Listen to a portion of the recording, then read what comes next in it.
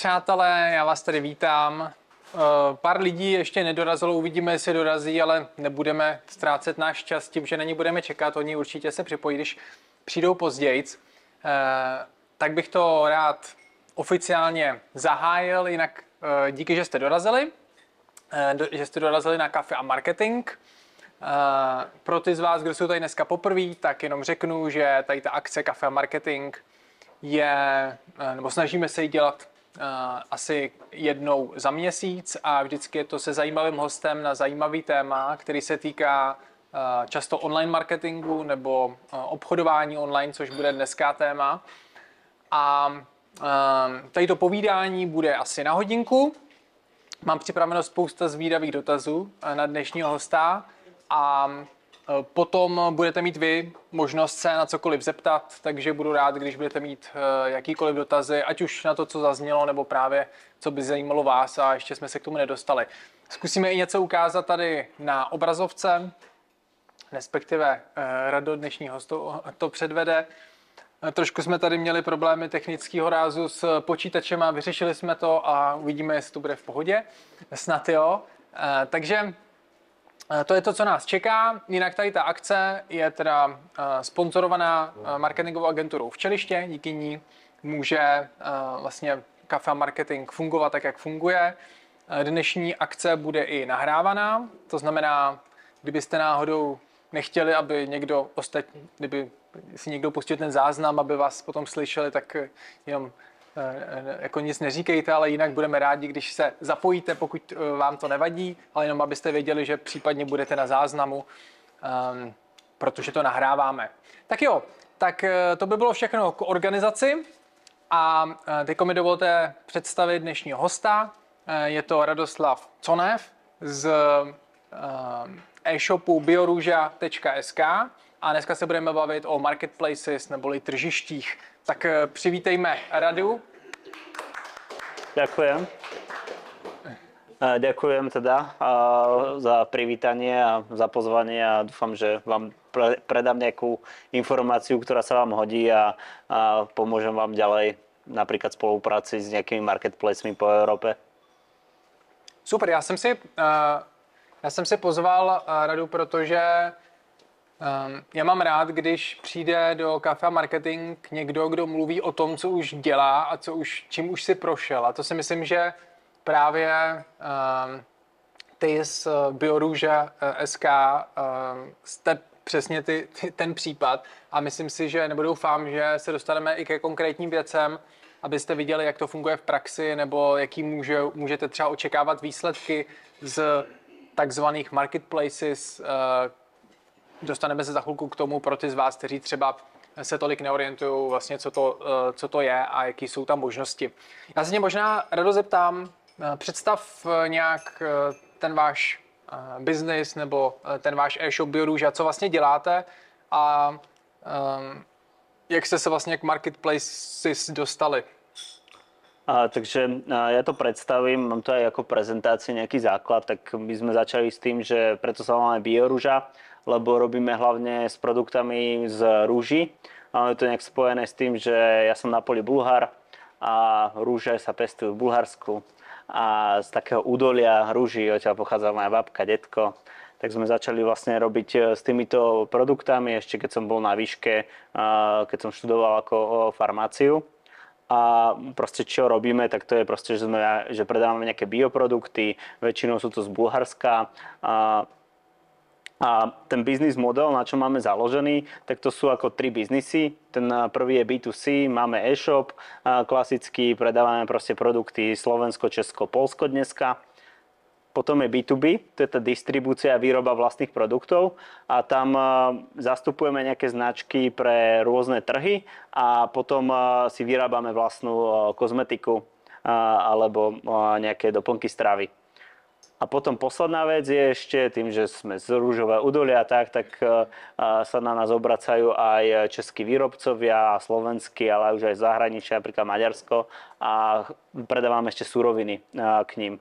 A to je vlastne podstatné, ten business model súvisí s tým, že prečo spolupracujeme s marketplaceom, lebo vlastne nám najviac obratu robí B2Bčko, a preto sme sa rozhodli spolupracovať ďalej aj vlastne s B2B partnermi mimo Česka a Slovenska, ale aj v Česku a Slovensku.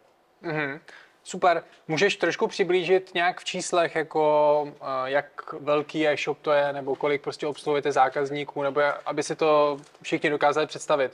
Hej, robím za minulý rok 1,4 milióna eur sme urobili, z toho e-shop robí nejakých 30%, takže akože ten e-shop je nejakých 30% a tam sa to ťažko hodnotí, lebo my máme dneska zautomatizované to, že mali ako B2B hráči si od nás nakupujú proste cez e-shop produkty. A potom je ostatné B2B, čisté od retailerov až po marketplacy a tak ďalej. No. OK, super. No a možná teď k těm tržištím můžeš trochu vysvětlit, teda, jaká je ta podstata, co to vlastně marketplace je a jak vy jako e-shop nebo výrobce, potažmo distributor je využíváte? Hej.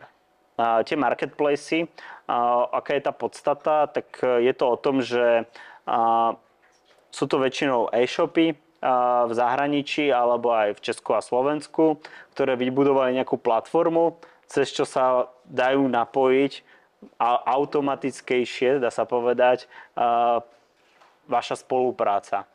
Cieľ vlastne tých marketplaceov je o tom, aby s vami nekomunikoval ľudský človek, ale robot. Hej, to je základ. A pre vás to je nejaká výhoda, nevýhoda. Tá výhoda, že na druhej strane nie je nejaký category manažer alebo nejaký nákupca, ale bavíte sa s robotom a vy sa snažíte hrať s nimi tú hru, ktorú oni požadujú, to je nejakú dostupnosť, popisky tam dodať a tak ďalej a zalistovať tie produkty na ich trhovisko, hej. A tých trhovisk dneska v Európe je už možno 100 aj viac, hej. Ale taký zásadný je ich pár, no. OK, takže asi ty nejvýznamnější jsou Amazon. Ja to asi aj ukážem. Ja to aj ukážem. Vlastne najvýznamnejší v Európe sú títo 10. Ako klasicky každý pozná si Amazon, eBay, ale možno vás prekvapí, že Allegro je tretí najväčší marketplace v Európe. Podľa visitors per month sa to tak najlepšie hodnotí. A potom sú tam aj iné marketplacy, ako je napríklad Bol, celkom neznámy pre našu republiku, alebo Otto nemecký a tak ďalej. Hej. Je ich viacej. A oni tie marketplacy sú, ten Amazon poznáte asi všetci, kvôli tomu, že sú ako veľké trhovisko, ktoré je zacielené na všetky produkty, ale potom sú aj špecialisti, alebo potom sú len nejakí hráči, ktorí napríklad majú nejaké kategórie silnejšie, slabšie a tak ďalej. Je to komplikovanejšie. OK. A vy jako Bioruža jste teda na kolika těch tržištích, nebo případně na jakých? No, z tady těch? Z týchto sme na Amazone, Allegru a tam to asi končí. Potom ešte máme registráciu na Otto a na eBay, ale tam ešte by som nepovedal, že predávame. Tam sa učíme s tým pracovať. Ja to aj vysvetlím, že akože my Amazon riešime zhruba 3,5 roka, z toho rok a pol sme boli blokli, lebo sme s tým nevedeli pracovať. A vás keď zablokuje raz Amazon, tak je to ako sakra ťažké sa potom dostať na unblock vašej firmy a tam niekedy je aj lepšie zmeniť SROčku, ako sa s nimi baviť. My sme šli cestou, že sa ideme s nimi baviť a trvalo to rok a pol, kým sme našli nejakých ľudí, ktorí nám vedeli s tým pomôcť a unblocknúť veci. Ale to je špecifické pre Amazon. Amazon tým, že je najväčší, každý ho pozná, tak má aj najväčšie regulácie od Európskej únie a on fakt si dáva akože záležať na to, že čomu to tam sypete a aké dáta teda. A moc ich nezaujíma, aký je to v konečnom dôsledku produkt. A potom vás aj kontroluje, volajú vám ľudia a tak ďalej. Problém je to, že vám volá napríklad z Amazonu väčšinou nejakí ľudia, ktorí moc dobre po anglicky nevedia a sú to nejaký customer support, ktorí sú proste v hierarchii Amazonu ďaleko a ťažko sa s nimi ako dohovára, sa im vysvetľuje, že čo vy máte, alebo im vysvetľujete, že ste napojení cez feed a tí ľudia ani netušia, čo to slovičko znamená a tak na tom supporte. A tam je to ako ťažšia tá komunikácia. Vlastne čím väčšia firma, tým sa ako zložitejšie s nimi komunikuje. Typicky, poviem, sme aj na litovskom marketplace Pigu, a nevieme po litovsky nikto, ale komunikuje sa s nimi super. Takže takže on to je fakt ako každý marketplace je zvláštny v niečom inom.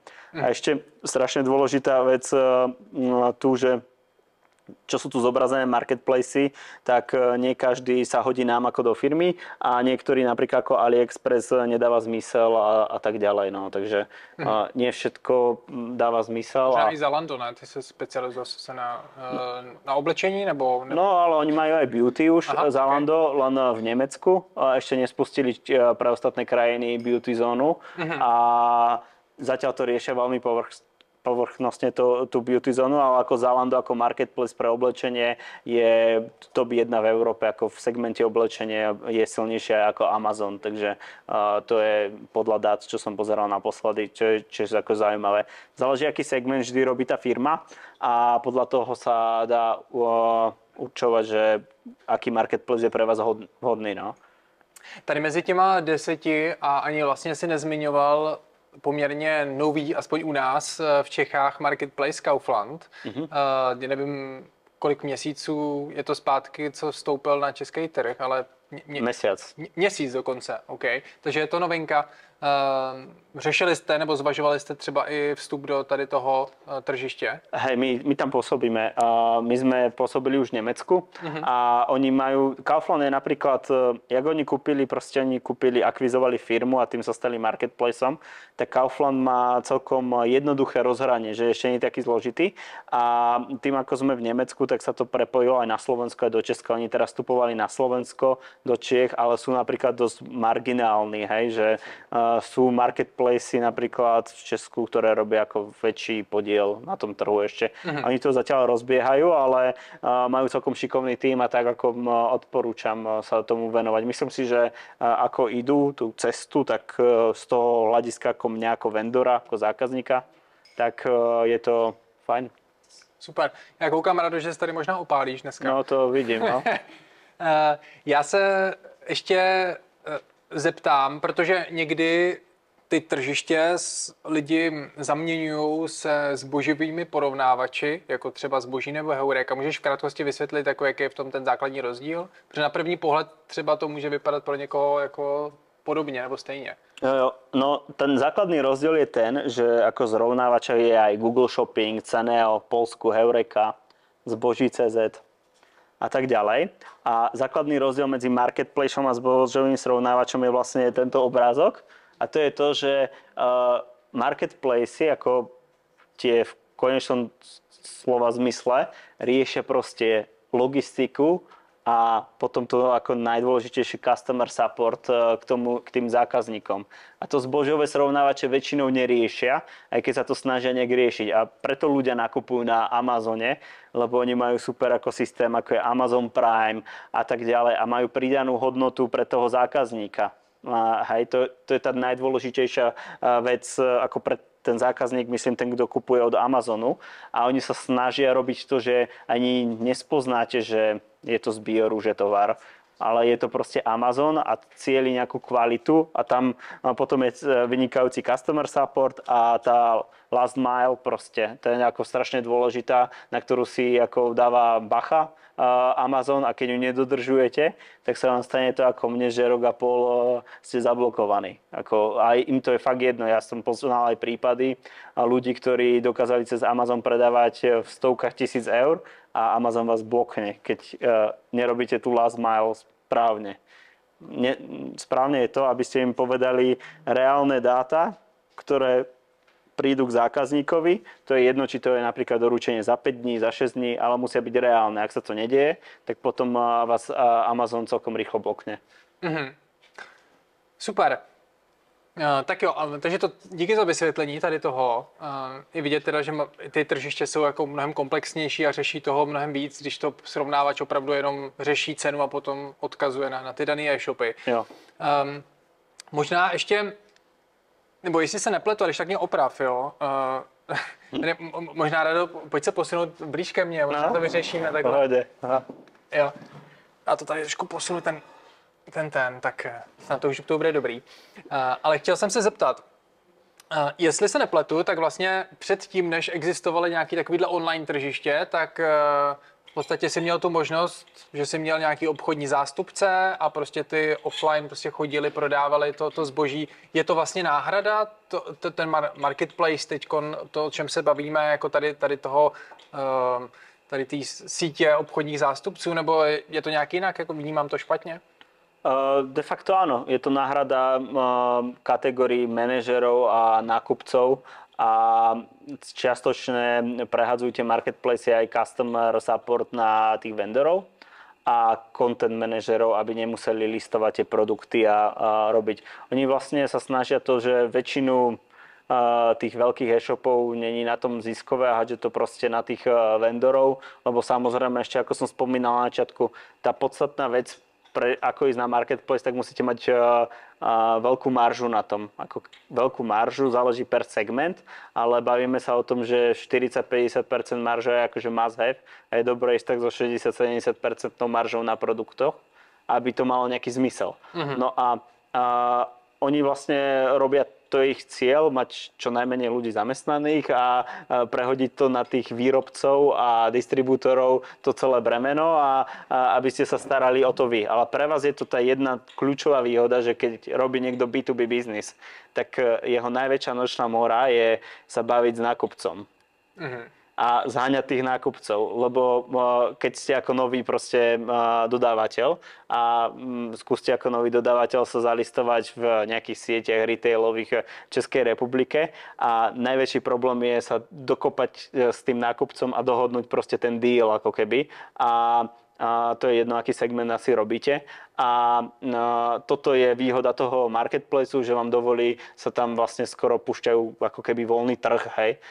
Nie každý, ale snažia sa to takto robiť. A to je tá kľúčová výhoda pre vás, že môžete predávať napríklad aj tie long taily, ktoré v živote by ste nezalistovali v iných retailových partnerov na trhovisko, ktoré robí super službu pre toho zákazníka, ktorú vy asi v živote nevyviniete alebo neurobíte. Hej, príklad taká Alza, ako má Alza boxy, alebo dokáže urobiť proste tú poslednú ako last mile strašne rýchlo. Ja sa niekedy čudujem, jak dokážu za 2 hodiny mi poslať už v Alza boxe tovar a tak ďalej a to proste tá služba k tomu zákazníkovi je geniálna. No, potom. Takže k tomu, co jsme se vlastně dostali, když si zmínil tu marži, že jako asi pro někoho budou ty tržiště vhodný a pro někoho spíš to nebude jako nějaká cesta. Tak kdyby se tě e-shopar zeptal, teda jako mám vůbec marketplaces řešit, tak pro koho to je, pro koho to není, podle čeho se rozhodovat? No je to pre tých ľudí, ktorí majú proste v segmente vyššiu maržu, teda musia byť buď distribútory nejaký výhradný, alebo musia byť výrobcovia. Pre tých je marketplace vhodný. Tí, ktorí predávajú tovar, jak väčšina, tak si treba uvedomiť, že idete na západný trh a keď ste aj v Československu a nakupujete tovar nejaký, tak vy ho nakupujete vždy drahšie, jak Poliaci alebo Nemci, lebo oni kupujú iné kvanta toho tovaru. A treba si uvedomiť, že málo kedy sa stane, že máte tú konkurenčnú výhodu, že máte lepšie nákupky a tak ďalej a potom na tých marketplacoch, ak je ten totožný tovar, tak sa tam dosť často bijete s cenou a musí tam to byť nejak ekonomicky pre vás výhodné. Oni tie marketplacy si neberú až nejaké veľké poplatky, okolo 20% to býva, záleží aká kategória a tak ďalej. Až 25 môže byť, ale ešte sa tam pripočítajú iné poplatky a to je, že či chcete riešiť fulfillment, či chcete riešiť nejaký autopricing a tak ďalej a môžu tam pripudnúť rôzne iné poplatky aj za to, že mesačné fíčko si niektoré berú, niektoré nie a tak ďalej. Jasně. Může nastat situace, nebo je pro někoho dobrý business case to, že vlastně bude třeba prodávat jenom přes ty tržiště, že nebude mít ani svůj e-shop, že ani jiný jako vlastně distribuční kanály a bude se čistě soustředit jenom na prodej skrze marketplaces, nebo to jako není běžný?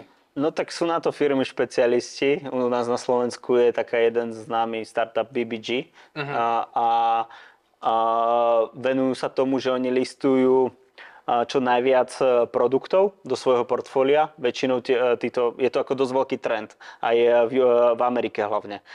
Sú firmy, ktoré listujú strašne veľa produktov do portfólia a oni hrajú na to, že nie sú väčšinou výhradný distribútor, ale hrajú na to, že s malou maržou predávajú strašne veľa produktov a vtedy už sa vám to zase oplatí a ak máte ten celý proces za tým potom fakt dobre vyladený, tak sa to ako oplatí robiť. Len aby ste vyladili ten proces, však ja vám môžem ukázať aj tržby a tak ono musíte do toho aj investovať nejaké financie, ako vyladiť celý ten objednávkový proces cez marketplace až cez váš sklad a aby sa vypikoval ten produkt a poslal priamo napríklad do Nemecka alebo do Španielska. Takže sú na to firmy, je tu dosť veľký trend v e-commerce vlastne ako vyrásť a dá sa to robiť aj takto, len ja toho nie som moc zastanca, lebo tam treba robiť veľké objemy a sa hrá s malou maržou a je to finančne náročný biznis. Okay. Ty si chtěl ukázat nějaký čísla tržby, tak klidně pojďme na to, než na to zapomenem. No ja ukážem nejaký podiel, aký my máme marketplaceov za posledný kvartál. Ono celkom sranda je pozerať sa na marketplace, sa volá, že Shopex, neviem, či to poznáte, český marketplace. A on dokáže predbehnúť napríklad MOL český v našom segmente, lebo šlapu do kozmetiky. A je to proste malý marketplace, ktorý teraz nejak vzniká. A keď si pozriete, tak väčšinu nám robí Amazon. Je to aj spôsobené tým, že Amazon máme na najviac trhov. Sme zalistovaní. A to znamená, že sme Španielsko, Taliansko, Francúzsko, Holandsko, Poľsko, Nemecko a Švédsko. A ostatné marketplacy sú potom už na jednotlivých trhoch, takže ono sa môže stať napríklad, že Allegro je malé, len sme tam kratšie, ale je silnejšie ako Amazon Polsky napríklad v dôsledku konečnom. Takže takéto je nejaké u nás rozpoloženie a tie tržby, jak sme sa začali tomu venovať, tak ja to ukazujem za posledné 2 roky, tak ono, keď väčšinu firiem, keď začne robiť za marketplaceom, tak zistí, že kým sa naučí s tým robiť, tak je to proste ako, že robíte nulu a investujete do toho peniaze. To vidíte krásne na tržbách u nás, že robilo to, nulu. A potom, keď sa naučíte s tým robiť a vychováte hlavne, že ja ako owner Bioruže, tak som musel vychovať človeka, ktorý sa rozumie marketplaceom a dneska je lepší ako ja. 100%. Dával som si aj dneska s ňou školenie, že čo všetko je, lebo už ja nechodím do všetkých systémov.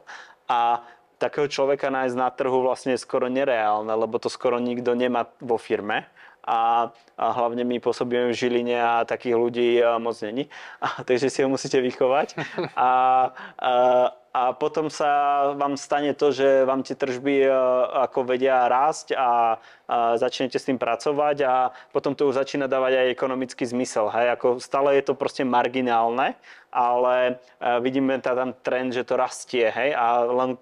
A vidíme tam potenciál, že keby sme sa do toho obuli, tak vieme tam robiť 4-krát toľko, 5-krát toľko. Len je to o tom čase a o tom, koľko úsilia do toho dávame.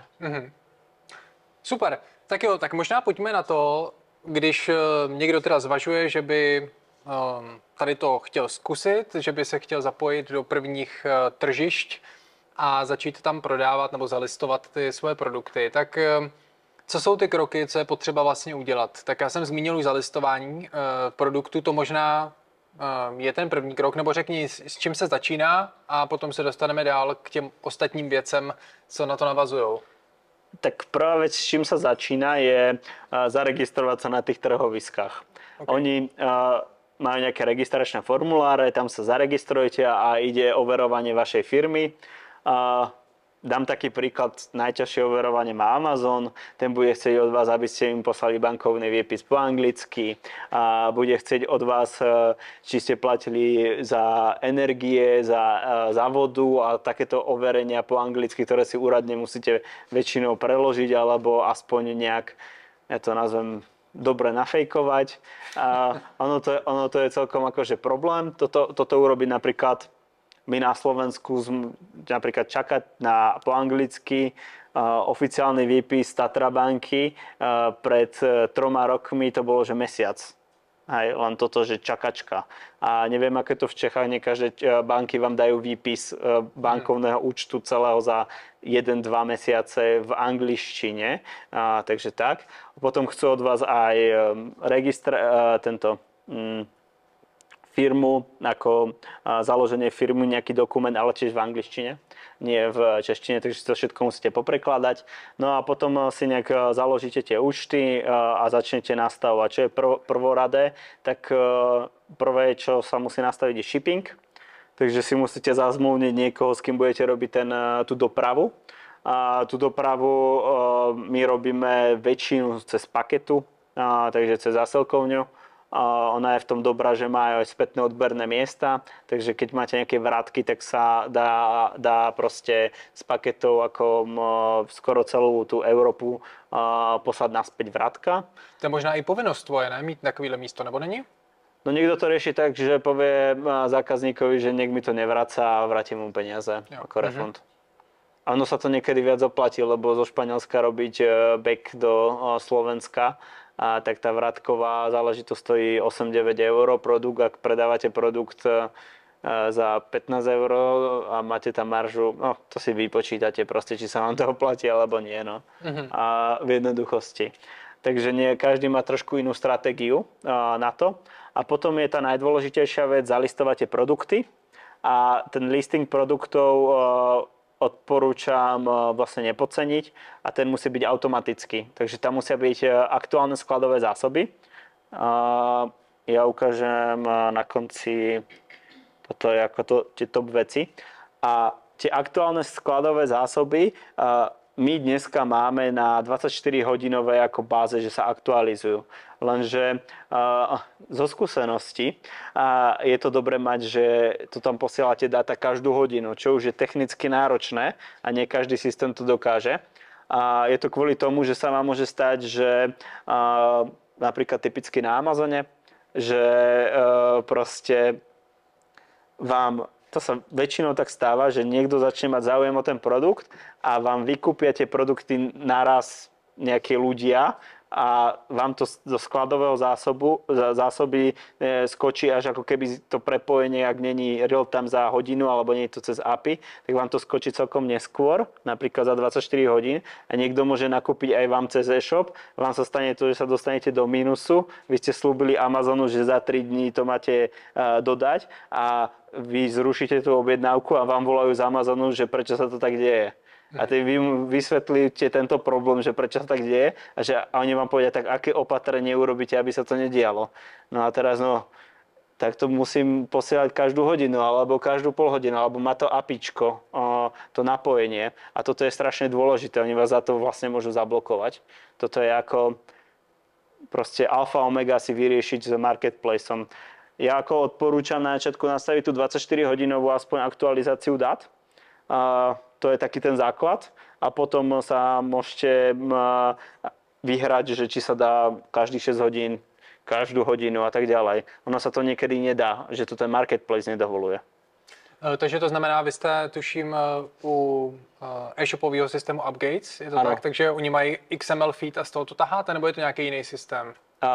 Je to cez XML feed a máme aj cez API. Okay. Takže je lepšia varianta cez API. A to dôležité, ako postaviť celú tú štruktúru na marketplace, tak ono dneska tých marketplaceov je veľa a pripájať sa z nášho systému ako Upgatesu priamo na jednotlivé marketplace nie je moc vhodné a sú na to integrátory, ako taký známy v Čechách, česká firma Expandov, s nimi robíme, alebo Baselinker, ale ako po Európe ich viacej.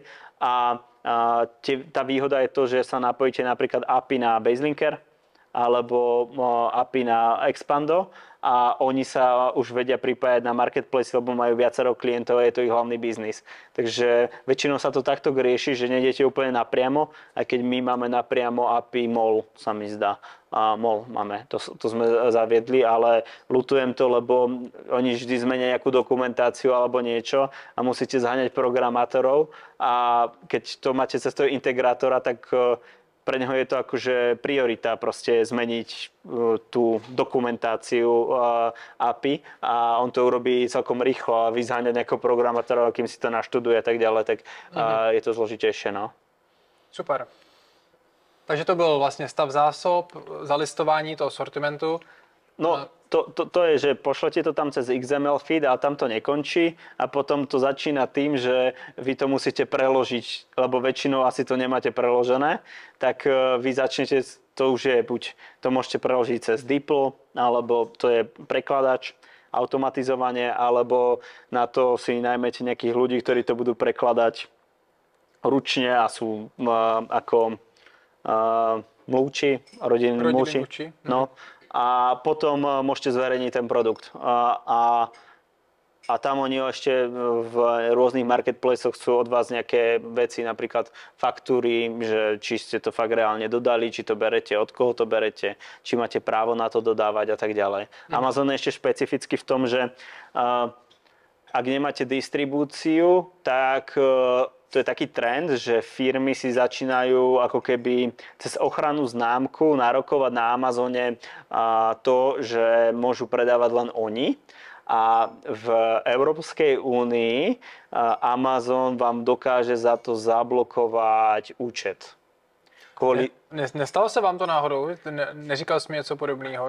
No, nám sa stalo, že nám blokli v jednej krajine na týždeň kvôli tomu a vlastne to je tam dôležité, ako keď ukážem nejaký Amazon účet. Ukážem rovno, aby som to rozprával. Tak vám tu vyskakuje, my tu teraz nič nemáme, ale väčšinou vám tu vyskočí také oranžové políčko, že máte nejaký problém. A to políčko treba riešiť a tam dávate proste, píšete do stroja, že ako to vyriešite, jo? A riešite tam proste nejaké problémy. Toto je akurát nemecký, ale tých marketplaceov. My máme aj zapnuté Mexiko a tak ďalej, ale tam nepredávame a to sme omylom všetko poklikali. A potom to treba riešiť. No. Oni chcú odpoveď napríklad na buyer messages, to sú odpovede k zákazníkom do 24 hodín a na tieto veci, čo oni sa vás pýtajú, ako nejaké problémy s produktami, tak tam to stačí do týždňa.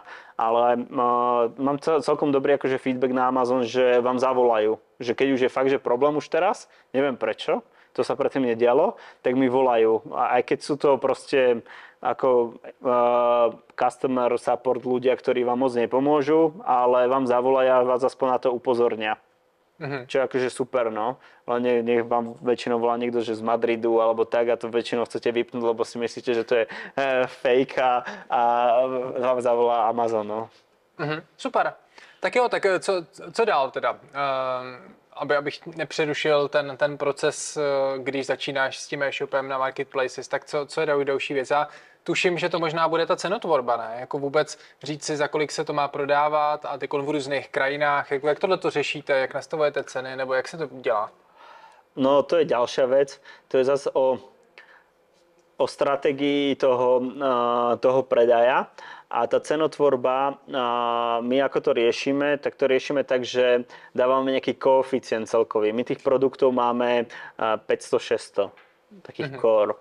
A dávame tam nejaký koeficient toho, jak to chceme predávať. A potom skúšame ešte robiť akcie. A podľa toho vidíme, že či sa ten produkt pohol. Napríklad povieme, že tento týždeň dáme minus 15 na nemecký Amazon a vidíme, čo sa stalo. A ak sa začnú chytať produkty, tak niekedy sa rozhodneme, že sa to zlacní. Ale v čom je ako nápomocné Expando v tomto, tak oni vám vedia vyhodiť analýzu, kde vám vyhodia ku každému produktu, koľko eur vám chýba na to, aby ste boli najlacnejší a boli v buyboxe na Amazone.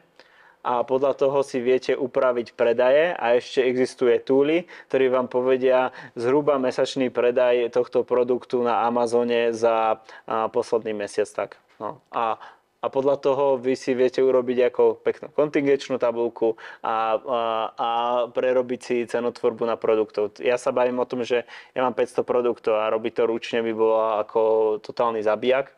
A potom ešte má Expando takú výhodu, ale to má aj niektorí iní. Oni majú autopricer a mu môžete povedať, že ak by som bol v buyboxe, tak môže zlacniť až do minus 10%, ak je to nejaké blízke ako percento toho, že vám chýba, aby ste boli v tej cene. Možná můžeš ukázat, co to je buybox, aby lidi věděli, jestli to teda nějak kde ukázat. Nebo to klidně popiš jenom jako.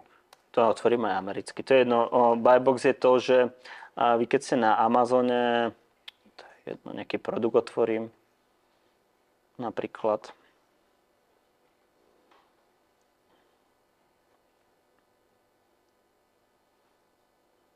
Tak tu je, že dáte, že add the card alebo buy now a to znamená, že to kúpite.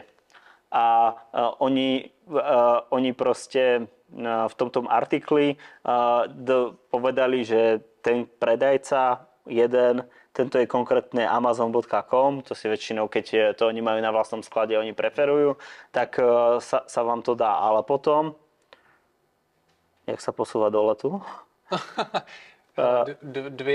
Dva prsty. Dva prsty, no ja nie som Apple. A potom sú tu ešte others sellers, ako vidíte tu. A tu sú nejakí ďalší dvaja, ktorí to presne predávajú, Vivazon a RF Tech. A oni sú vlastne ako keby druhý a tretí v buyboxe. Jasne. Jo, takže vy sa potrebujete dostať vlastne sem, aby to ten normálny zákazník to ani možno nerieši niekedy, veľakrát. To je väčšinou vyhráva ten, ktorý sa dostal sem. A oni vlastne spočítajú cenu produktu a plus shipping. Jo? A tam sa to môže presne deliť to, že napríklad niekto nakupuje z nemeckého Amazonu do Česka a vy máte lepší shipping do Česka a vyhrávate na buyboxe pre ľudí, ktorí nakupujú v Česku cez nemecký Amazon. Ale nemusíte vyhrávať zase Nemecku, lebo niekto tam má lepší akože shipping cost, hej, takže cenu za dopravu a vás predbehne, aj keď má drahší produkt a cenu produktu. Takže tam budete ako keby, tam sa sčítava tá cena spoločne, no.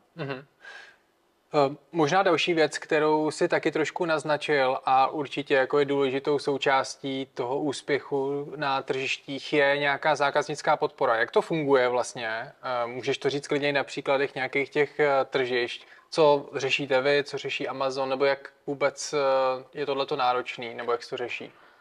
Ja neviem, čo všetko rieši akože Amazon, asi všeobecné dotazy, ale keď to nakúpia cez vás a je to ako váš produkt v tej objednávke, lebo tá objednávka sa môže skladať z viacero ako keby dodávateľov, že to dodávajú, tak vám proste príde správa do tohto napríklad Buyer Messages, tu máme akorát jednu správu, typujem z toho Francúzska, to viem, že máme nevyriešené.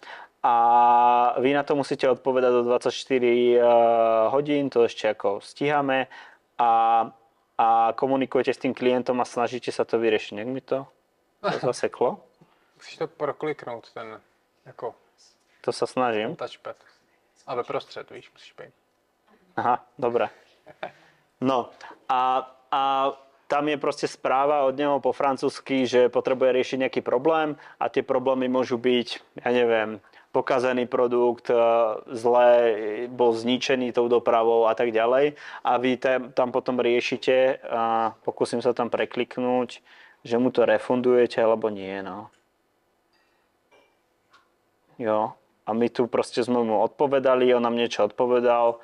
Ako my riešime tu Amazon Customer Support je tak, že neviem po francúzsky a nikto vo firme nevie po francúzsky a všetko riešime cez translátory. niektoré jazyky ovládame, angličtinu, typicky nemčina, ako to ešte sa dá ľahšie zohnať človek do firmy, a poľština, no tam bojujeme, ale máme tiež niekoho, ale nie na každé jazyky máme ako tú prioritu zháňať ľudí. Ja som preto zapnutý na tých marketplaceoch a robím aj s krajinami, ktoré ako keby sú nie pre mňa podstatné. Je to kvôli tomu, aby som tam bol a chytal trend a nejaké reviews. Proste, aby som tam nazbieral nejakú históriu dát a tak ďalej. A keď to bude pre mňa ako marginálne na riešenie, tak to budem riešiť. Ako sme spustili minulý rok Poľsko, lebo mi prišlo Poľsko ako vhodný trh na spustenie pre nás. A potom už napríklad máme človeka na customer care, Polkyňu, ktorá je ako nejaký na part-time a nám s tým pomáha a začíname už potom riešiť ten B2B biznis v Poľsku aj viacej ako na tom hlavnom trhovisku, ako je Allegro, ale riešime aj iné trhoviska, riešime tam napríklad nejakých distribútorov a už tam rozvíjame ten biznis ako keby sme ako entita. A máme aj vlastný web, kde máme preložené naše produkty do poľštiny a snažíme sa tam vystupovať ako entita zase v Polsku. OK. Takže to je vlastně něco podobného teda funguje na každém tom tržišti, že jo, aby vlastně tady ty věci takovým způsobem řešíte. Plus minus, áno, každé trhovisko tam má nejaký proste podobný ako systém. Teraz ukazujem napríklad Kaufland a ten Amazon, čo vám ukazujem, tak keď si ho rozklikneme, tak on je najkomplexnejší. On má, ako vidíte, má tu najviac tých riadkov, každý riadok z tebe skrýva ďalších 5-6 podriadkov a to sú vlastne nejaké funkcie toho Amazonu. Tým, ako je Amazon najväčší, jeden z najstarších, tak jeho komplexita je obrovská. A u ostatných je to vždy menej a menej, hej. Ako som spomínal, tak Allegro je nejaké druhé, tretie najväčšie v Európe. Záleží, ako budete vnímať eBay. A oni majú tiež nejaké ako komplexitu, ktorú ako spravujú, ale už je menšia. Hej, tu je proste listing, form, listing z fileov a tak ďalej. Jo? Môžem aj ukázať, no. Takže tak, no. Tu potom máte vždy návody. Výhoda Allegra je napríklad, že majú českú podporu. Už asi 2 roky, takže sa vám ozve Čech, aj keď stránky nie sú preložené, ale ak sa nemýlim, tak Allegro sa bude spúšťať v Čechách 21. mája, alebo tak nejak. A vlastne cieľ Allegra je taký ako sa nevraví, ale vlastne pretransformovať celý mall do Allegra a mall zrušiť niekedy. A taký mám ja z toho pocit. A asi o tom moc nevravia, ale myslím si, že sa to stane a že to je ich cieľ. A tak no. OK. Dobře, takže to byla zákaznická podpora a potom určitě je taky důležitý to vlastně, jak se potom ten produkt dostane k tomu zákazníkovi. Existují různé možnosti, možná řekni, co využíváte vy, a nebo co je jako běžná praxe, aby si lidi udělali obrázek o ty distribuci vlastně potom, co se to někdo objedná na tom tržišti a vy zodpovíte dotaz ve francouzštině. Jo, a tak keď si to niekto objedná, tak klasicky vám to musí spadnúť nejak do systému, ako máte nastavené sklady a potom to putuje, zabali sa balík a zalepí štítok, zoberá vám to dopravca a putuje to k tomu zákazníkovi. A typicky toto je taký najjednoduchší spôsob. Potom sa dá ešte riešiť ten biznis tak, že máte nejaké fulfillment centra, Amazon má vlastné, za to si zašťaržuje nejaké poplatky a posielate tie balíky z iných krajín. Len nevýhoda a výhoda, tam sú jedna nevýhoda, jedna výhoda, že keď posielate balík z inej krajiny, tak sa musíte stáť, platca DPH v tej krajine a to stojí nejaké peniaze. Hej, to sú zase ďalšie poplatky. No a ja keď som to riešil v konečnom dôsledku, tak ono to nestojí veľa peňazí. Lenže keď začnete počítať to, že keď sa stanete napríklad plácať DPH v Nemecku, tak vám zrazu môže prísť aj nemecká daňová kontrola. A musíte mať niekoho, kto bude s nimi komunikovať. A už idete do biznisu, že vstupujete na nemecký trh ako keby viac aktívnejšie, to ja nazvem.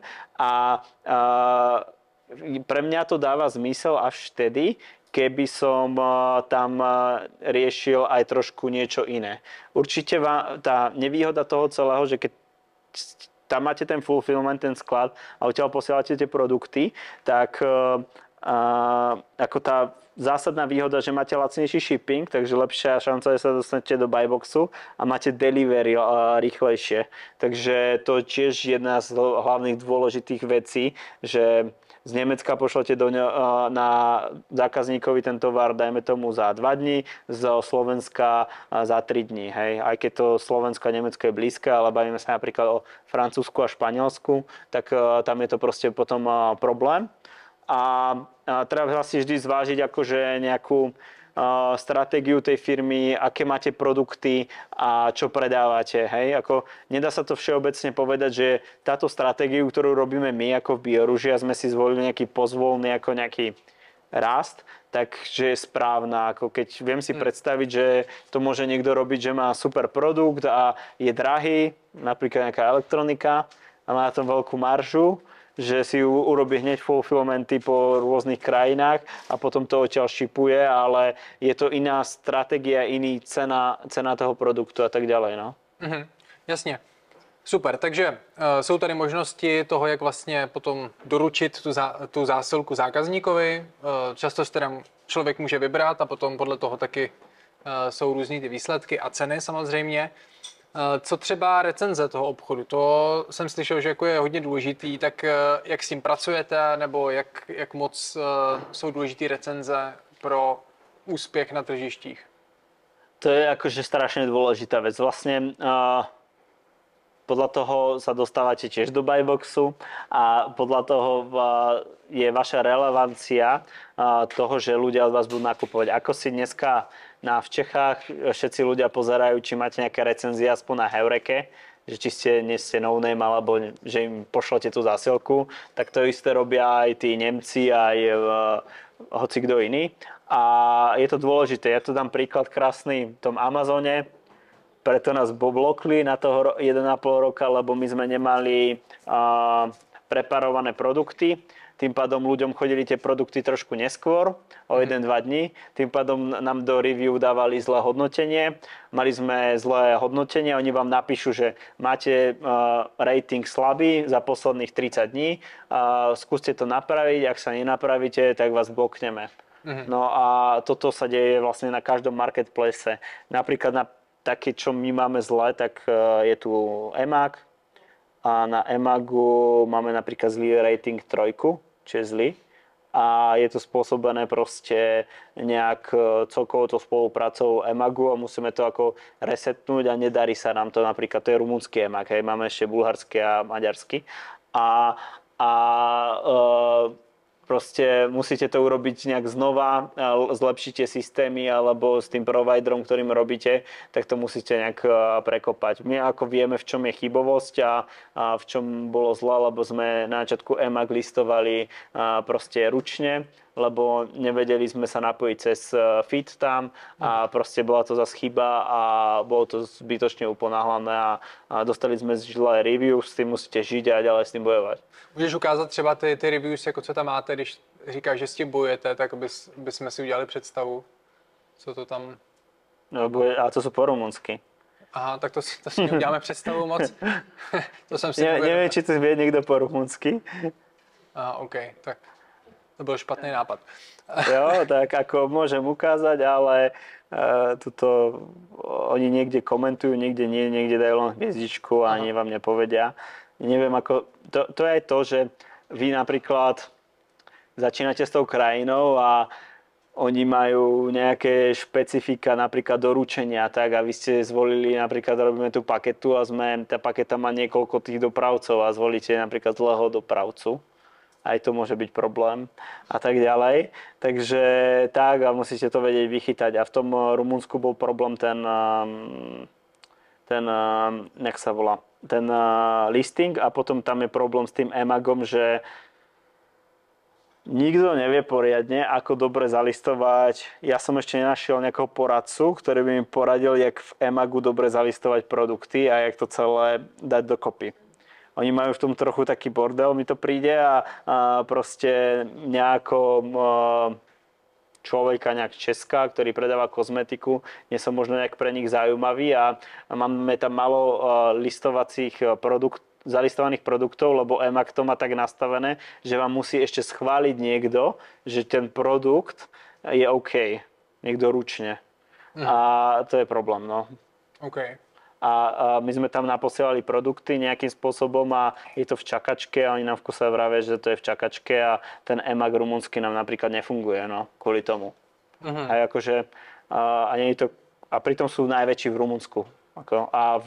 Neviem, či nie sú dvojka v Maďarsku, a v Bulharsku sú tiež najväčší. Zajímavý. Super, takže to byly ty recenze, takže ty jsou důležitý pro ten rating toho obchodu celého, a potom vás můžou zviditelnit i v tom buyboxu, jak říkáš. A ještě mě napadá, jestli bys mohl říct trošku, jaký jsou třeba možnosti nad rámec tady těch, jakým způsobem můžeš ty zviditelnit svoje produkty nebo produkty e-shopu, jestli tam existuje i nějaká možnost vlastně inzerce v rámci těch tržišť, nebo jaký jsou vůbec možnosti na Amazonu, jako tam ty možnosti jsou, tak tam klidně nebo i jinde to můžeš říct. No, my to veľmi málo využívame, ale využili sme to na Allegru hlavne a nie na Amazone, ale vieme o tom, a poviem, prečo sme to nevyužívali. Je to z jednoduchého faktu, že oni majú každý ten systém, predstavte si Google Ads, tak každý si vyvíja svoj vlastný Google Ads, a na to, aby ste vedeli v tom chodiť, potrebujete sa o tom naštudovať a byť v tom odborník a nahajrovať si na to človeka alebo niekoho externistu, a aby vám to robil, tak sa vám to nejak musí vyplácať tá hodinovka celá a celý ten biznis. A pre nás to nebolo ešte až tak zaujímavé, a radšej sme riešili price akože cenou. Lebo máte dve možnosti. Buď budete bidovať a dáte 15% Amazonu, alebo dáte 15% dole z ceny a budete v buyboxe. Tak si vyberte, čo je pre vás jednoduchšie systémovo. No takže tak. A napríklad ten Amazon má niekoľko promotionov, voucherov, ten má zase najkomplexnejší a má normálne kampaň manažera, ktorý vyzerá jak... No, toto je klasika. Skúsim sa tam prihlásiť. A vyzerá to proste jak Google Ads alebo Facebook Business Manager. Tým, že som není prihlásený na svojom počítači, tak mi to tu možno bude dlhšie trvať. No tak zkus to, ale jako asi je tam prostě nějaký prostředí, který ti umožňuje tu inzerci, podobně jako na nějakých jiných inzertních platformách. Jo, áno, presne tak. Napríklad tu je Allegro Ads, hej, a tu môžete dať si start advertising, oni to majú zjednodušené, že vám dajú nejaké kliky a nejaké impressions, vám slúbia za nejaký budget, hej. Oni to majú jednoduchšie, ten systém. Amazon, tam už môžete bidovať per produkt a je tam proste ten systém ako v Google, že tam riešite aj CTR-ko, PNOčka a tak ďalej a teda. A tie ostatné systémy to majú jednoduchšie. Ale napríklad taký Kaufland to skoro vôbec nemá. Hej. Oni majú že nejaké akcie, do ktorých vás zapoja sami, alebo vám zavolá niekto cez telefón a vás zapojí. A MOL to tiež vlastne skoro nemá. Hej. Potom máme ešte také, môžem ukázať Pigu, to sú baltské krajiny, najväčší marketplace. A tento tiež nejak nemá, nerieši to. Hej. Takže záleží, akej fázy sú tie marketplacy a kam sa chcú pohybovať a na čo vlastne hrajú. Takže tak, tie možnosti sú vlastne čím menší marketplace obmedzenejšie a čím väčší, tak zaujímavejšie. Čo robia ešte tie marketplacy? To robil MOL, sa o to pokúšal. Klasicky, keď dodávate tovar do nejakých vendorov, tak oni chcú marketingové peniaze, nejaký budget za bannery, newslettere a neviem čo, tak takto sa mi zdá, že predával aj tým marketplace vendorom MOL proste reklamný priestor na svojich stránkách. Super. Tak jo, a ještě možná řekni, ty jsi to už naznačil, jak je to s těma poplatkama? Kolik vlastně stojí takováhle prezence na tržištích, nebo jak to vlastně funguje, nebo případně jak se to liší od to tržiště od tržiště? No, plus minus je to skoro rovnaké. Ten Amazon stojí nejakých 30 alebo 40 eur mesačne, fíčko a plus zhruba 20% za predaný produkt. A toľko isto Allegro stojí menej, asi 20 eur, ja teraz to ako nemám v hlave, a plus fíčko, percento z predaného produktu, čiže je to okolo 20%. Oni sa tak bijú, že niekto má 19, niekto 20, niekto 15, ale ja to berem ako, že a rôzne kategórie inak percentuálne riešia, ja to berem ako plus minus 20, proste s tým rátam a väčšinou rátam okolo 30 eur, že som napojený na ten marketplace. Ono sa to vlastne začína oplácať vtedy, keď tam robíte aspoň, ja neviem, 1000 eur mesačne, tak tá energia si poviete, že už stojí za to, čo ste tam vynaložili, keď máte nejakú maržu 60%, lebo ešte musíte rátať s tým, že ste napojení na tých integrátorov, ktorých som vravel, a tí vám tiež zoberú nejaké peniaze. Hej, toto je napríklad Expando. Ukážem nejaké produkty, hej. Tu je vlastne cez Expando sme napojení na tieto marketplacy a tu si môžete potom robiť s tými produktami, ich nejak listovať, delistovať a tak ďalej. A tiež si bere nejaké fíčko Expando za to, že to využívate. A takisto aj Baselinker, kde vidíte tiež nejaké marketplacy, ktoré máme napojené alebo nám doporučujú, aby sme sa napojili na ne. Takže Baselinker je jakoby obdoba Expanda? Nebo? Áno, je obdoba Baselinker je lepší v tom, oni sú to vlastne poľská firma, že majú oveľa viac napojení ako v Európe, ako Expando. Takže napríklad už chcete riešiť Pigu, tak Expando nevie ani nemá napojenie na to a nerieši to a Baselinker to môže riešiť, hej, alebo chcete riešiť nejaké také marketplacy, ktoré nie sú že sú druhotné, ale pre vás môžu byť zaujímavé, lebo ak sa zaoberá ten marketplace napríklad beauty, ako my, alebo biosegmentom, čo sme my, tak vtedy to je zaujímavejšie ako byť napríklad na tom globálnejšom, kde predáva sa televízor až biopalovak. Hej. Super. Tak jo, Rado, blížíme se pomalu k závěru té první části. Já mám připravenou poslední otázku, takovou filozofickou trošku, jak jsem na tebe zvědavej. A jenom říkám, pokud máte nějaký dotaz, tak přemýšlejte, jak využít tady přítomnost dnešního hosta, abyste se dozvěděli co nejvíc z dneška. Za chvilku budete mít prostor. Já se chci zeptat, vy jak dlouho vlastně řešíte tady ty tržiště? Ty jste už možná zmiňoval 2 roky nebo 3 roky? Nebo... No 3. 3 roky. 3 ako to riešime, ale to bolo také, ako na začiatku sme zháňali ľudí, že ktorí by nám s tým pomohli, lebo sme sa proste popalili a v tej dobe a možno aj stále doteraz my sme si mysleli, že to urobíme sami. To bola chyba, to bol omyl. A potom sme si načítali o tom, že existujú tí integrátory, ale vy vždy, aj keď máte ten integrátor, to sú celkom zložité systémy, tak potrebujete niekoho na tej druhej strane, ktorý ako vám ako povie aj vás ako keby zedukuje. Lebo je to, ja neviem, keď som si ja prvýkrát otvoril Amazon, tak mal polovicu tých ikoniek, čo tu má, hej. A to som si otvoril tak 4 roky dozadu. A teraz čo tu všetko má, vy sa v tom stratíte proste. To ako musíte mať na to návod, hej, toto všetko a riešiť a aj B2B to už majú, tak proste potrebujete, aby vás trošku nasmeroval a potom zistíte, keď už s tým robíte, že všetky tie marketplaces sú skoro rovnaké. Hej?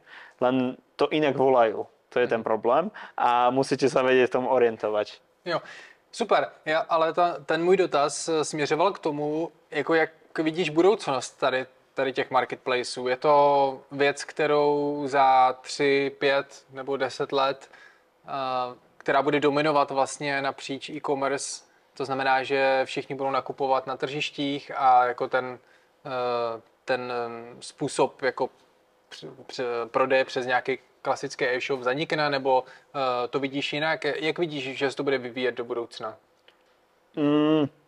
Nezanikne to, to bude ako spolu existovať, len takto. Keď ten človek nakupuje produkt, ktorý nepotrebuje na ňo moc vysvetlenie, tak napríklad, že si ide kúpiť iPhone 13 a je o tom presvedčený, tak je asi lepšia voľba si to kúpiť cez trhovisko, lebo on má tú pridanú hodnotu, ktorú vy ako výrobca nikdy nebudete mať a to sú proste tá rýchlosť a tak ďalej, customer service, nejaká linka a teda.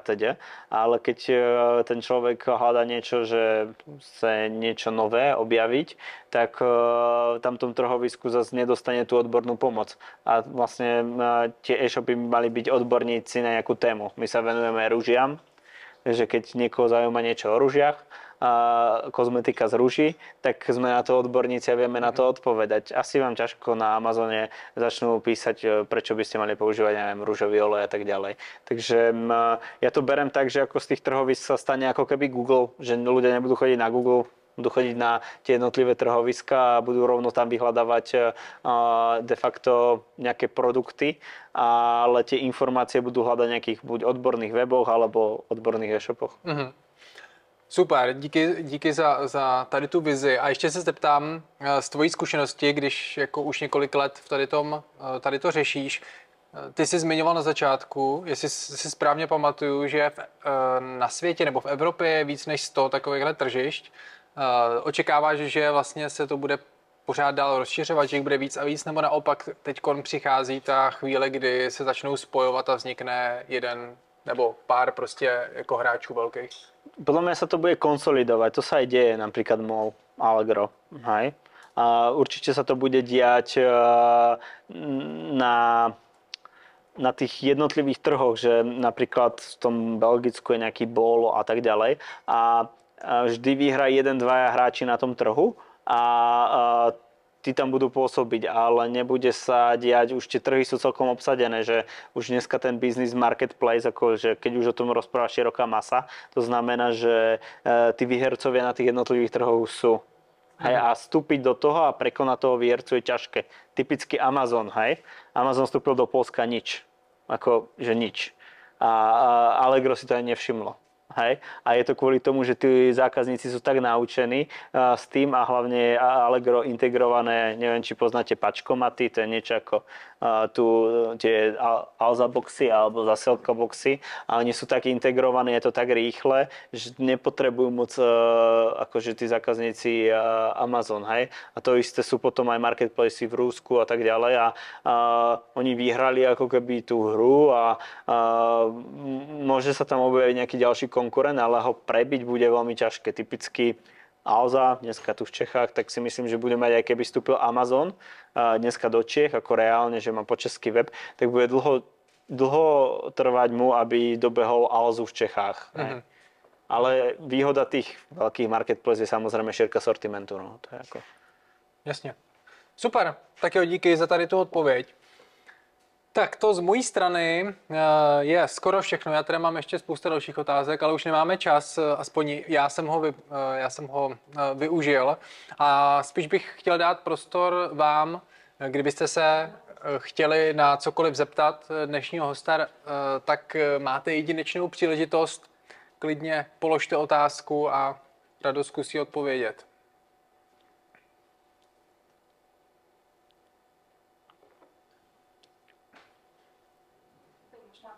No. Vidíte, že jste nějak content. My teďka taky řešíme Amazon, už tam jsme, že už tam prodáváme, ale spíš to řešíme teďka z pohledu toho contentu, protože tak úplně nechceme do té placené reklamy, hráme si s cenama, ale řešíme i ten content a jak ho měli optimalizovat, aby jsme se zobrazovali co nejlíp, samozřejmě generace, to všechno víme, ale spíš, jestli tam máte nějakou jako best practice na content.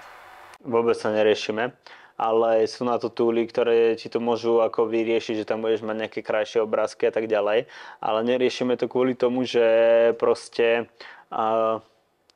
my sme sa ešte nedostali do toho levelu, že by sme zalistovali všetky produkty do všetkých tých marketplaceov, kde sme, lebo to trvá a máme na to nejakú ľudskú kapacitu a to je celé a preto sme to neriešili. Hej? Ale áno, keď máš unikátny produkt a si výrobca, tak je to dosť dôležité to riešiť v tej chvíli.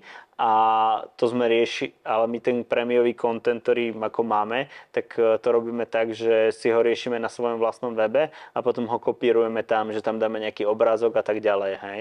Ale že to priamo pasovať na to, na ich rozlíšenie a tak ďalej, to sme nerobili.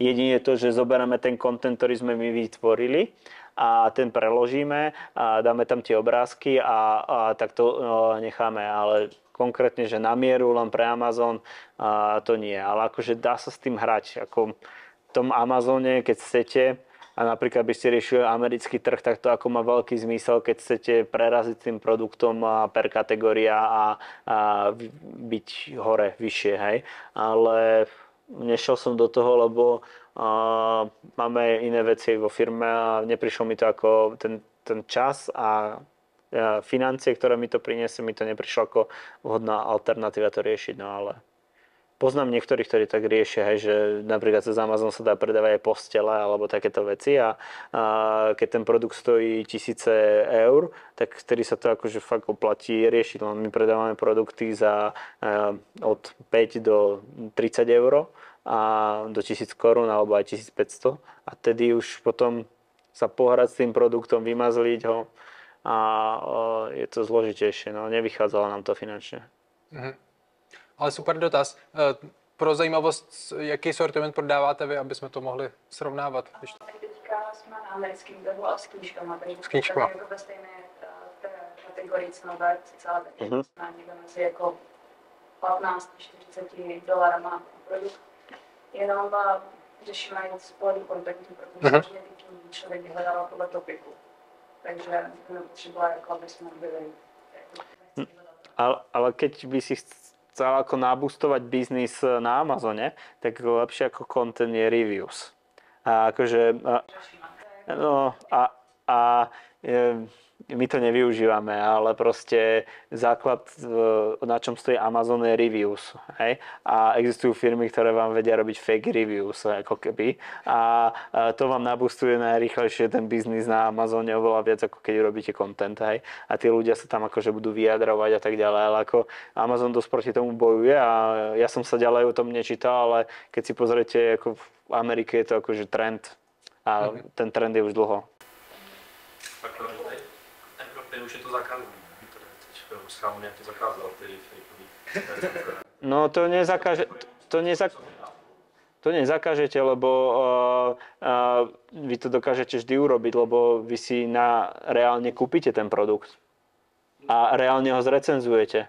A vy urobíte to, že dáte 100 ľuďom 100 produktov kúpiť a reálne vám zrecenzujú ten produkt a budete mať 100 pozitívnych, akože tam, ako to zistí Amazon, že no, to spozoruje, že ľudia si kupujú produkty a sú firmy, ktoré majú napríklad, že sa živia tým, že robia recenzie a je tam prihlásených 1000 ľudí a dá pokyn 100 ľuďom, nech si nakúpia túto knihu napríklad.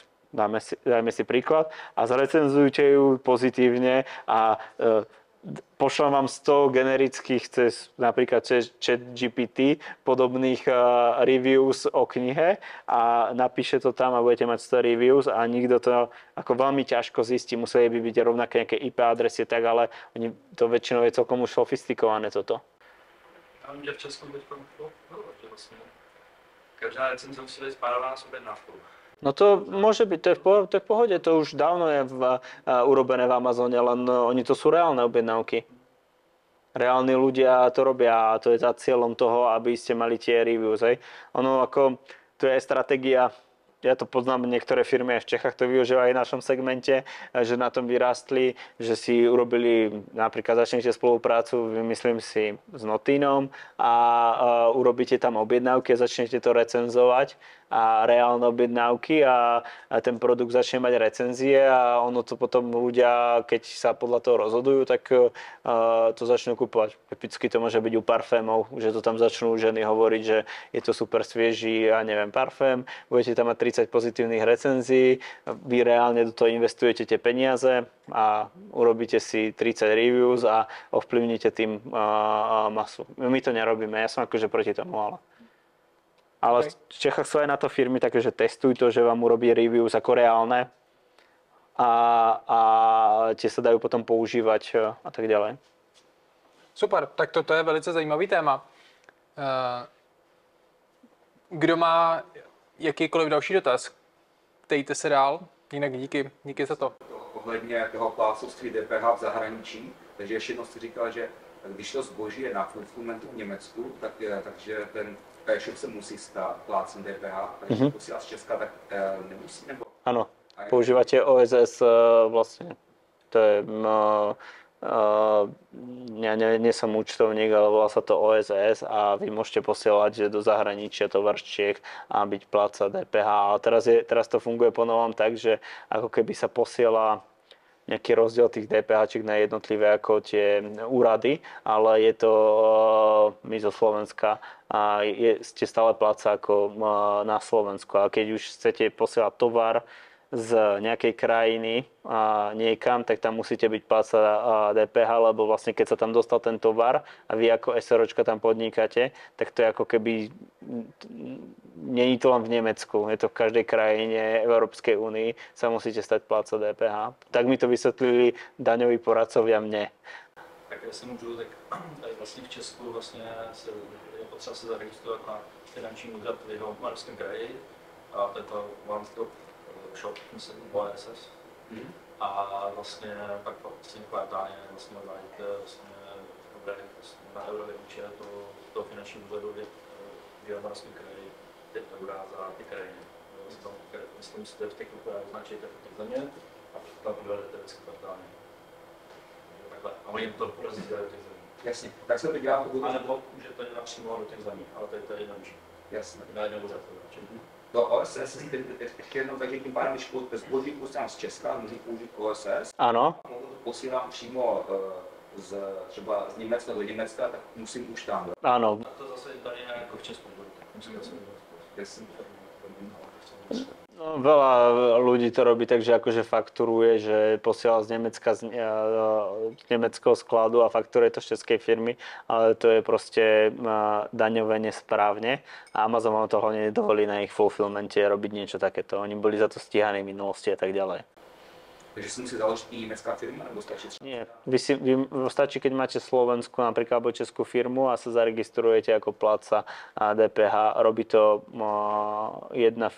sú dve firmy, ktoré sa na to špecializujú a vám to vedia urobiť. Ja ich teraz si nepamätám presný ten názov a viem vám to poslať potom, že kto sa na to špecializuje a dokáže vám toto robiť, potom zastupovať v zahraničí. Ešte těžší dotaz. Veľká Británia. No, Veľkú Britániu my sme riešili, keď bolo ešte my sme riešili ešte dávnejšie Amazon, že som tam len listoval, ja som sa s tým hral už dávno, lebo ja som ešte pracoval predtým v Pilulke a my sme tiež vyvíjali podobný systém. Takže ja som sa inšpiroval, veľmi rád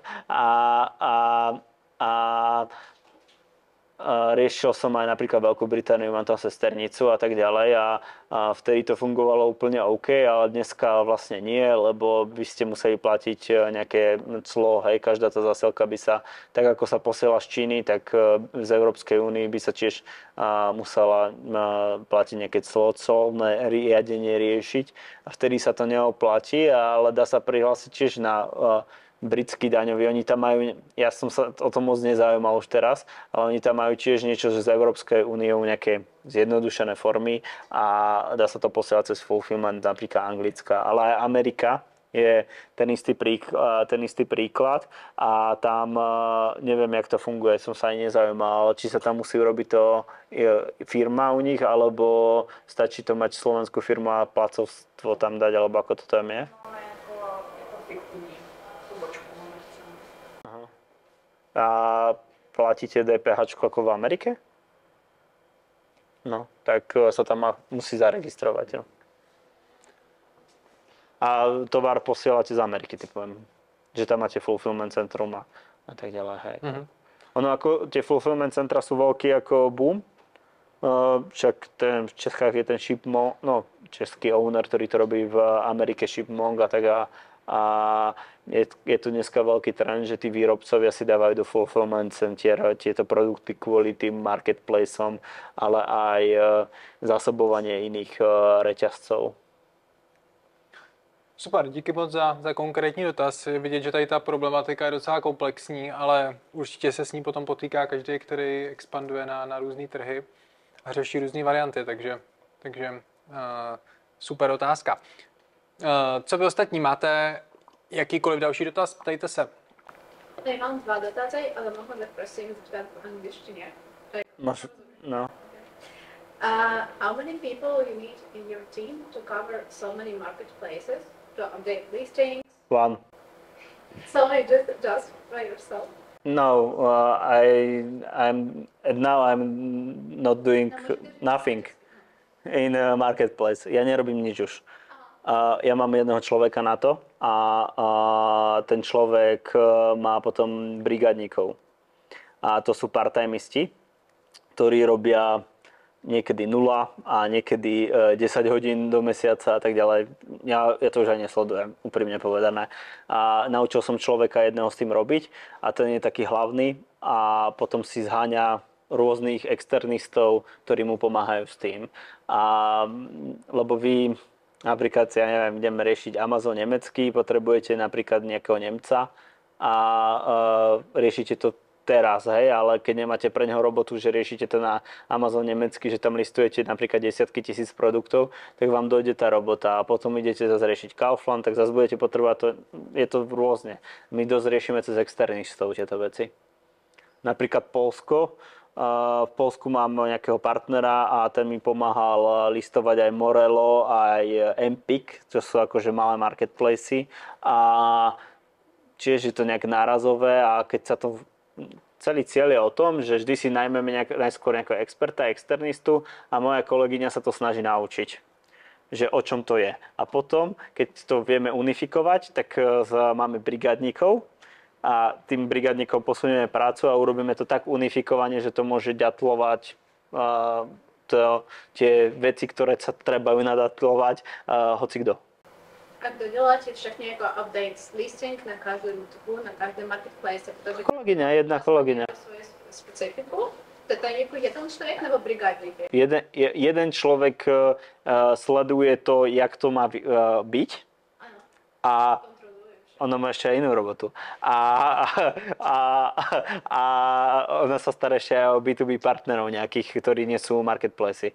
A ona kontroluje a ona vlastne robí to, predstavte si, vy riešite nejaký marketplace a vy urobíte unifikovaný dokument vo Worde, že by to mohol robiť hocikdo. Hej?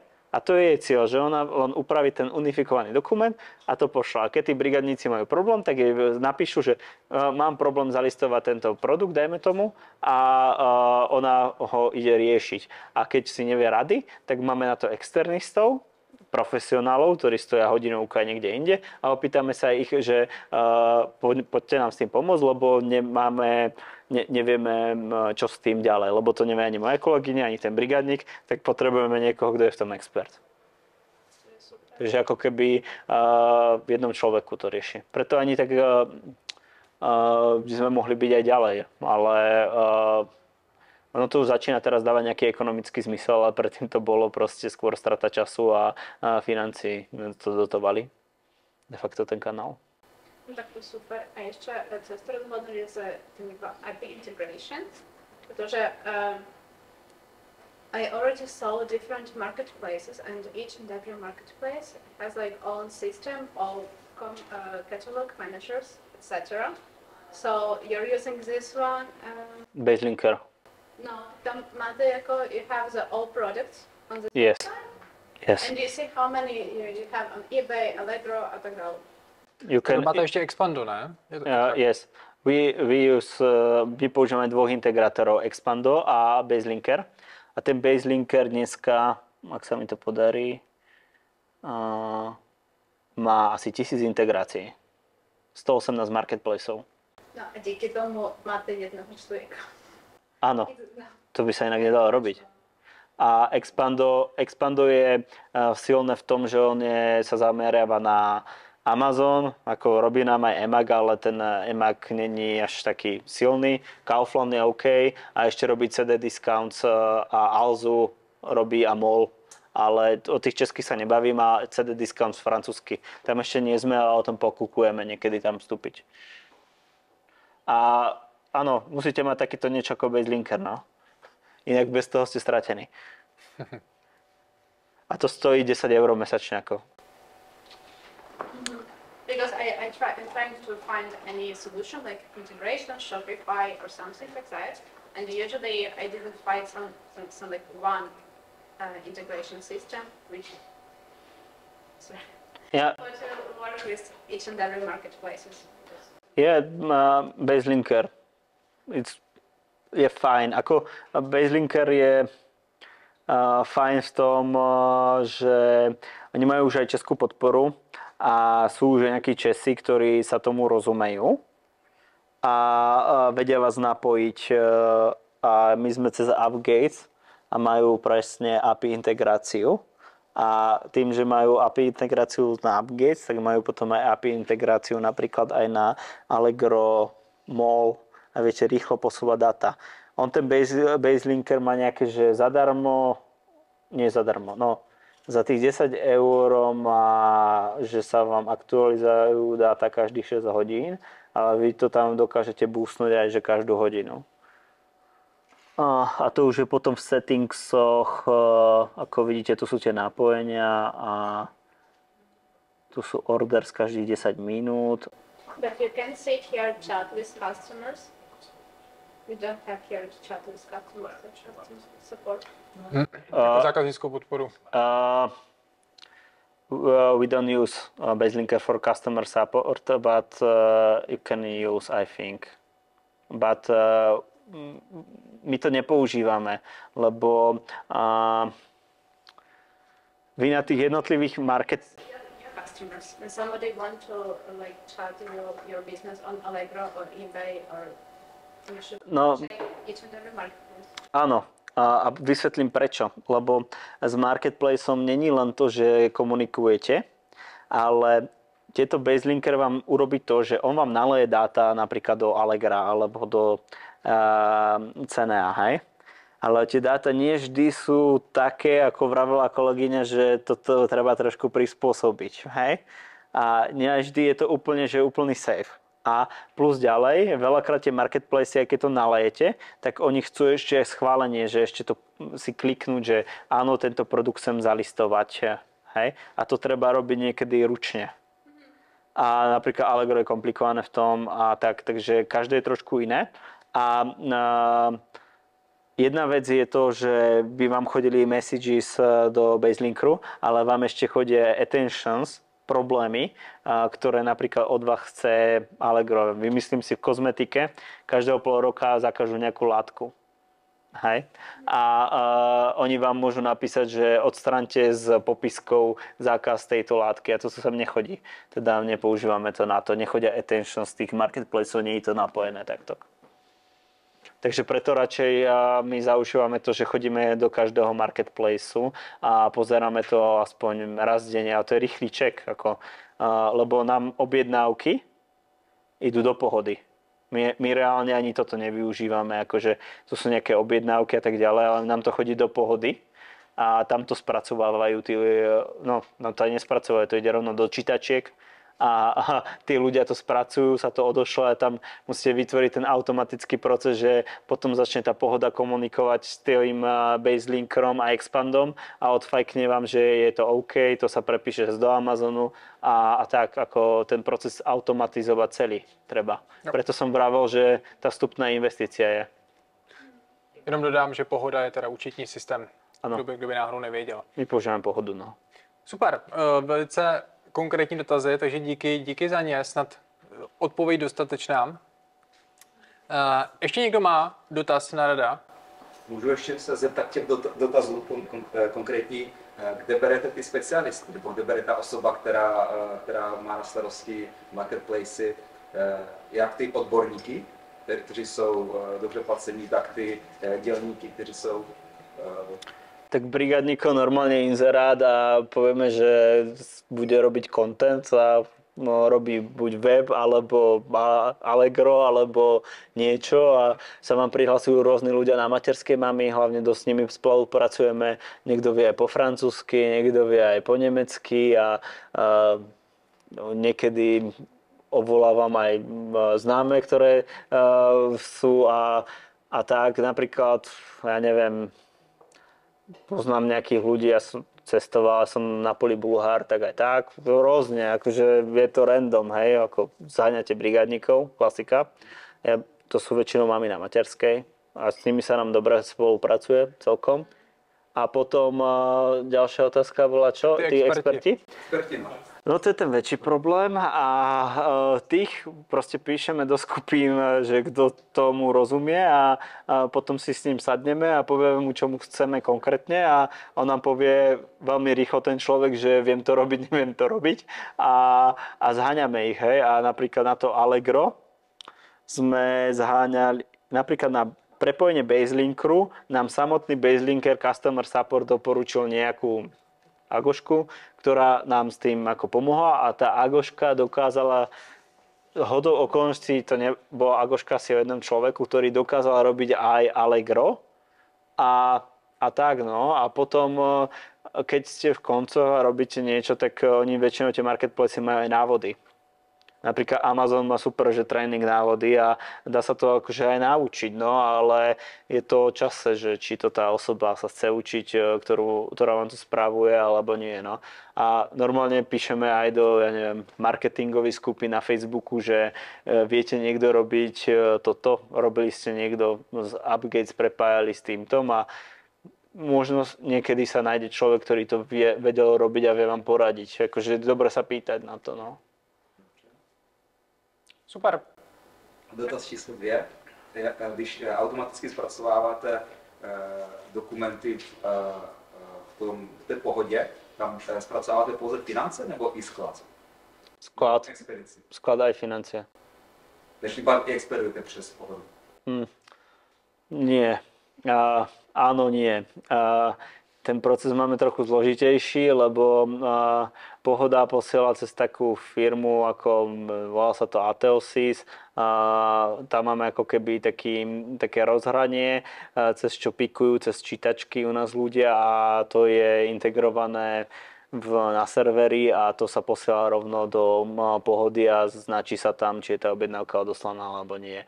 Musel by som vám vysvetliť celý náš proces, jak pikujeme produkty a od objednávky, hej, a jak sa to označuje v Pohode. Je to nejaký výmysel, ktorý som šťastie ja vymyslel, šťastie prispôsobil a tak nejak fungujeme, no. Ale to už tam je ešte ako jedna... No to je ako si nastaví, každý má nastavené inak, väčšinou to robí nejaké warehouse management systémy a my používame na to Pohodu s nejakým systémom ďalším, hej, že ktorý nám niečom pomáha. Super. Tak jo, stačí takhle odpověď? Jo, můžete to potom do podrobnic probrat. Tak je čas případně na poslední dotaz, pokud někdo má. Potom budeme muset končit. Tak máte jedinečnou příležitost, jestli vás ještě něco napadá. A inak ešte podstatná vec k tým všetkým veciam, že keď začíname marketplace, to robíme ručne, aby sme si tu zase nevraveli veci, ktoré sa nedejú. Takže to robíme aj ručne, hej, na začiatku, lebo nevieme, či to vôbec má zmysel prepájať, lebo to zastojí nejaké financie. Takže akože ja som inak dosť zastancom, že ak ste čítali knihu Lean Startup, proste niečo spustiť a to bola chyba toho Amazonu, potom ma zablokovali na rok a pol a potom to testovať a to robím väčšinu s vecami u nás vo firme aj s týmito vecami a potom to robí niekto ručne chvíľku a potom sa to snažíme automatizovať. Super, to je myslím docela důležitá informace, protože někdo to může přemyslet hnedka na začátku a začít automatizovat i to, co ještě neexistuje. A to potom vede k více práci než k užitku, takže to si myslím hezky řekl na závěr takový moudro, který jste si možná i sami vyzkoušeli. To je fajn takto to robiť, podľa mňa odporúčam, lebo nikdy to nevymyslíte tak, ako to je potom v skutočnosti. Super. Rado, díky moc za všechny informace, za všechny ukázky, že jsi byl otevřený a ukázal nám třeba i uvnitř, jak ty systémy vypadají, nebo jak si vedete. Ukázal i ty věci, které se vám nepodařily, nejenom ty, které vám fungují. Myslím si, že to je cenná informace pro všechny, kteří třeba tady to zvažují nebo už nějakým způsobem tržiště řeší. Takže díky moc. Díky moc i vám všem, že jste dorazili. Pokud tady jako tamhle kolega má ještě nějaký dotaz, tak Rado tady možná ještě chvilku zůstane, kdybyste se chtěli zeptat na něco speciálního nebo konkrétního, tak můžete zkusit využít ještě tu příležitost. Pokud se vám líbil tady ten formát kafe a marketingu, tak do prázdnin bude ještě jeden kafe a marketing. Bude na téma umělé inteligence a co to znamená pro marketéry. Dostanete o tom informaci, pokud jste se neodhlásili z našeho newsletteru. Takže zvažte, jestli tady to by mohlo být zajímavý. Myslím si, že to bude velice zajímavý host. Kdo to bude, tak si necháme jako překvapení a brzo to zveřejníme. Takže jenom abyste věděli, že můžete ještě přijít. O prázdninách potom bude pauza a zase to rozjedeme, až se všichni vrátí z dovolených. Tak jo, díky moc vám za účast, díky moc si hostovi. Myslím, že si zaslouží potlesk za dnešní informace. Díky, Rado. Ďakujem. A hezký zbytek večera, klidně tady ještě můžete chvilku zůstat nebo si ještě něco možná dát. Nevím, jak jsou tady na tom na baru. Mějte se hezky. Naschledanou.